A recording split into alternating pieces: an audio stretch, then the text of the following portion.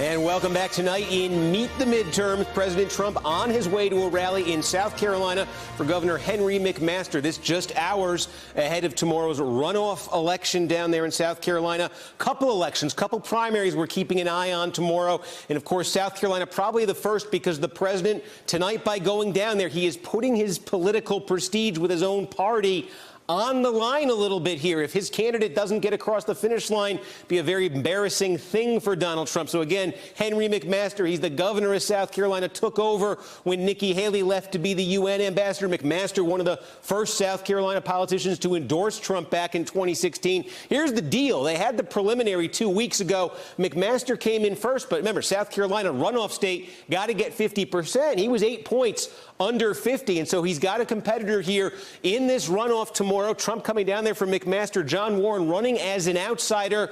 I think the expectation is McMaster is favored here. So obviously, if he wins, Trump will try to take credit. But hey, we've seen surprises in Republican primaries. 42%. I know he's not a traditionally elected incumbent here, but 42%, maybe not that impressive in the preliminary. So this is one to keep an eye on. Trump going out on a bit of a limb here. We'll see what happens. Couple other races we're keeping an eye on tomorrow night. How about this one? This is a congressional district we normally wouldn't talk about nationally. The 11th District of New York. What does it see? That little tiny yellow thing right there, Staten Island. This is the closest thing there is to a Republican bastion in New York City. You know, New York City, where almost everybody seems to vote Democratic, except on Staten Island, the 11th District. Here's your Congressman Dan Donovan. Now, he's endorsed by Donald Trump. He is an incumbent. So why would he possibly be in trouble tomorrow? And why would we possibly be talking about this race tomorrow? Remember this guy?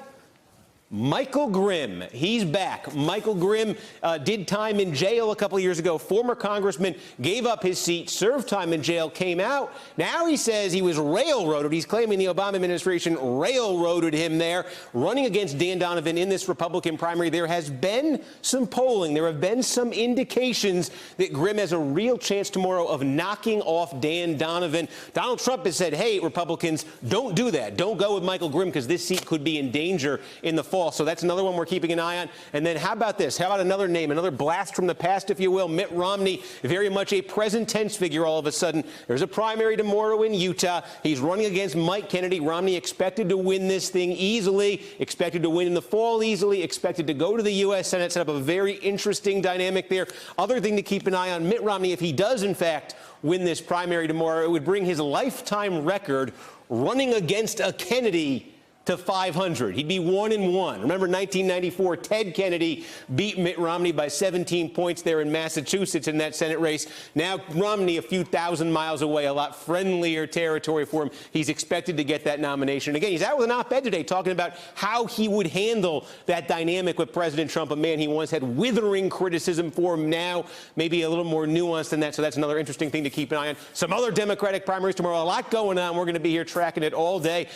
So don't forget that tomorrow. Hello, YouTubers. If you're watching this, it means you've checked out our channel, so thank you. Now do me a favor, subscribe by clicking on that button down there.